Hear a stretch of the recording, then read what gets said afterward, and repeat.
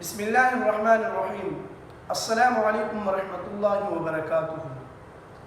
بے اولاد ہونا آج کل ایک بہت ہی بڑا مسئلہ بن چکا ہے اور لوگ اس کو بہت ہی سیریس لے رہے ہیں اور اپنے اندر کچھ نہ کچھ نقصان ہونے کا اندیشہ کر رہے ہیں کہ ہمارے اندر کچھ نہ کچھ نقصانات ہیں، یا ڈاکٹروں اور حکیموں کی طرف وہ رجوع کرنے میں اتنے حد سے تجاوز کر جاتے ہیں کہ بہت سارا پیسہ برباد کر دیتے ہیں۔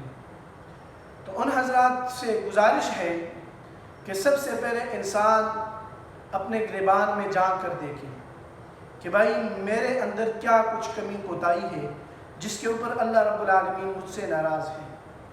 کیا میں 5 وقت نماز ادا کرتا ہوں؟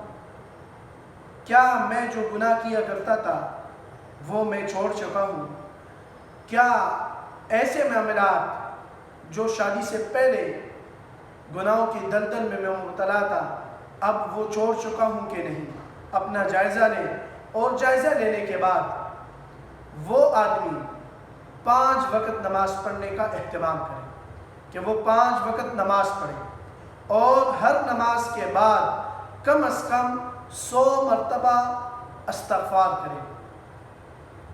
وہ آپ استغفر اللہ بھی پڑھ سکتے ہیں، استغفر اللہ الذی لا الہ الا هو الحی القیوم واتوب الیہ بھی پڑھ سکتے ہیں، استغفر اللہ الذی لا الہ الا هو الحی القیوم بھی پڑھ سکتے ہیں۔ جس طرح بھی آپ پڑھنا چاہیں وہ آپ پڑھ سکتے ہیں۔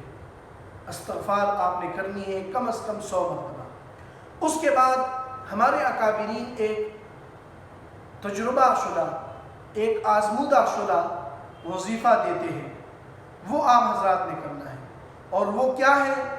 وہ یہ ہے کہ مرد ہو یا عورت یا دونوں، عصر کی نماز کے بعد سورہ رحمان کم از کم 1 مرتبہ، زیادہ سے زیادہ 7 مرتبہ اس کی تلاوت کریں عصر کی نماز کے بعد۔ اگر آپ کے پاس وقت ہے تو کم از کم